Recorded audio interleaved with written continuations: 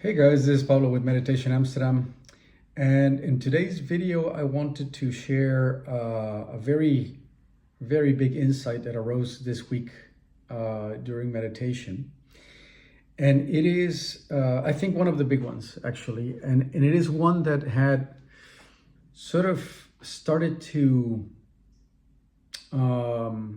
arise or provide little hints in the past, and which finally clicked for me in a big way.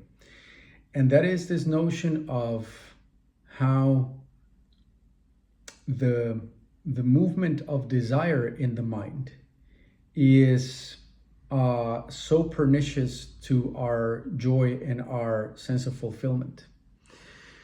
And the reason that everything clicked in a kind of intuitive but also a rational way, and having those two come together being the big or the grand finale of this insight for me, is thanks to reading a book called The New Primal Scream by Arthur Janov. I have to say, for me, this has been a page turner like few others. It's a phenomenal book. I might be doing a review one of these days, or several. And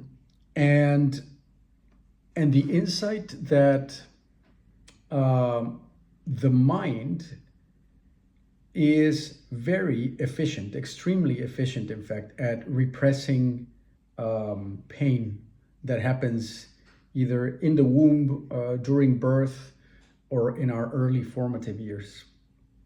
And it would only make sense that this is so because if that pain was being actively felt, it would impair our survival, as a matter of fact. So the mind has an exceptionally good mechanism at suppressing pain, or rather repressing pain, because repression is not a conscious act; it's a subconscious act. And we then go through our lives being blind to the pain that's there. That pain keeps coming to the surface when conflict and emotional pain or suffering arises, and when we find ourselves longing for things, desiring for outcomes of one kind of or another. And see, the troublesome part about desire here is that the object of desire, the symbolic thing or person or situation that we are chasing, it purports to hold the key to our satisfaction. And the mind directs itself outward in space and forward in the future to try to find ways to acquire that outcome. And that's the logical thing to do for the mind, because the mind is not privy to the source of the longing for the object. Because the pain is repressed under our threshold of conscious perception, we long for something, but we can't know why we long for that something. The why is hidden from view. And so long as the why is hidden from you, it makes sense to long for external future events and to chase them. It's a logical move, as a matter of fact. So to anyone who says, well, desire, you should not feed desire and the rest of that, I would say, why would you not feed desire if you don't know where it's coming from? That the only logical move is to want things and to chase them. It's the only logical thing to do. Neediness is an outcome of a hidden process, and while it's running, is the only logical thing to do. So we got to give ourselves a big pass for that. At the same time, when you start to meditate, you start becoming privy to the hidden part of the mechanism, and you begin to notice that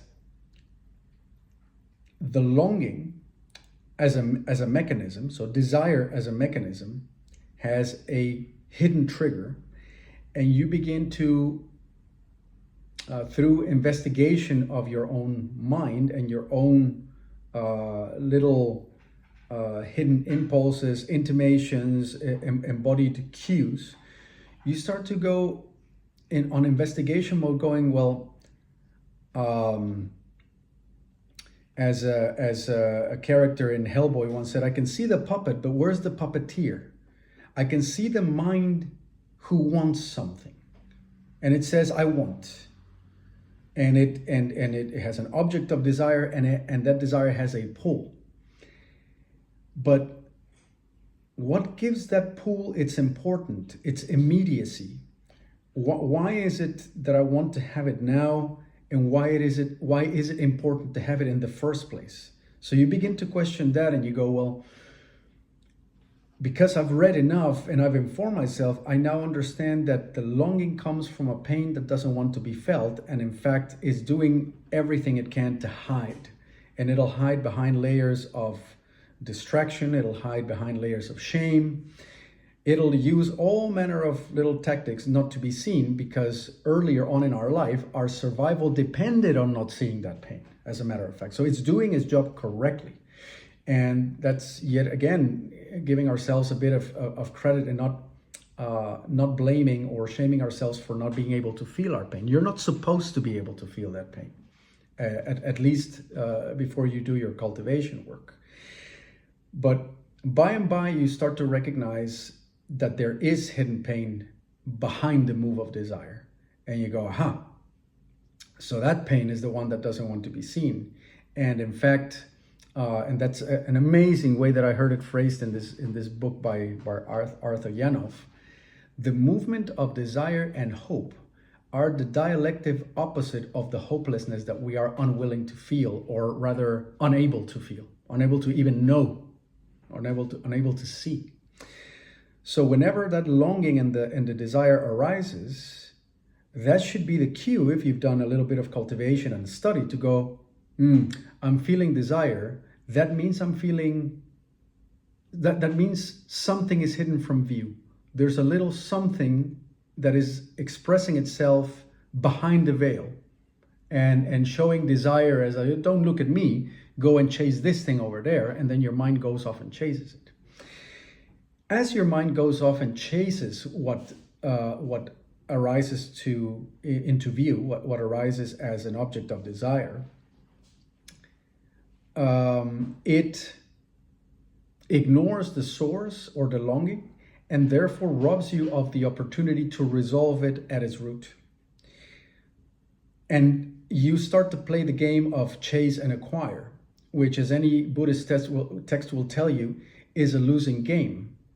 Not just because you can't control circumstances and you are a limited person with seemingly unlimited desires. In other words, satisfying those desires is not always possible. And it is one of the reasons that we even come to hate and dislike or be ashamed of our shortcomings.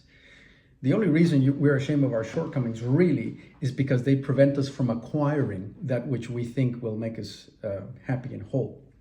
It's very simple, right? Very obvious.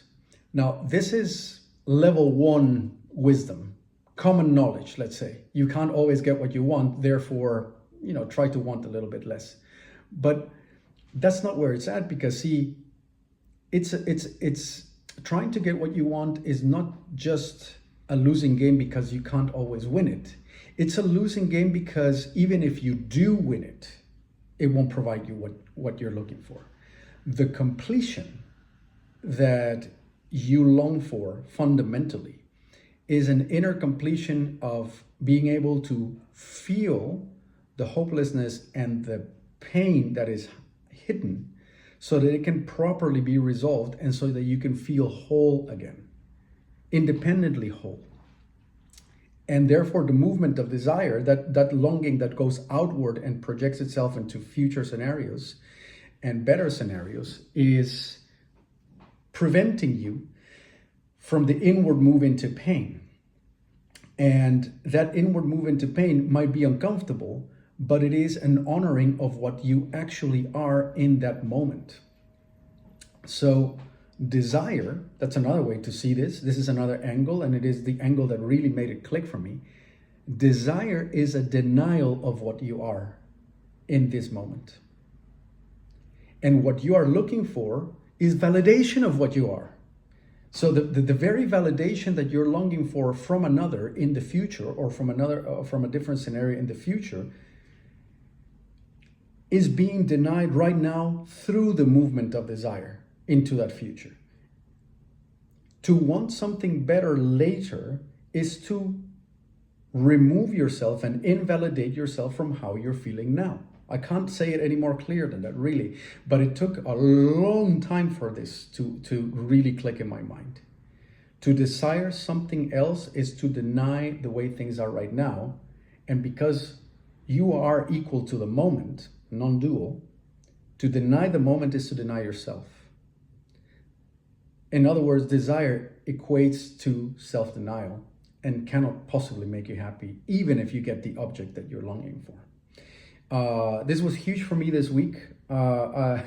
Normally, I still sometimes journal, and I fill that entire page with just this one sentence saying, desire is a denial of what I am. It's an invalidation of my current truth, and therefore utterly self-defeating as a mental mechanism, but logical, considering the fact that the pain that you truly feel at the moment is being repressed as a protection mechanism of the mind.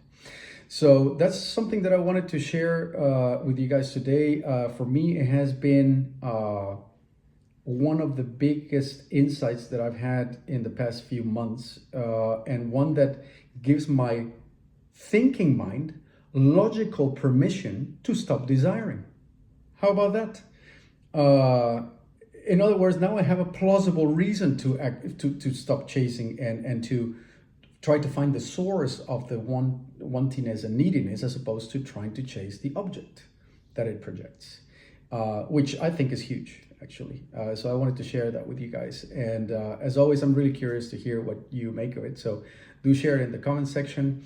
If you think that this content can be valuable to others, then your liking, sharing, and subscribing makes it more available out there, and it's also really motivating. So thanks for listening so far. I'll be back with more pretty soon. Cheerio, and bye-bye.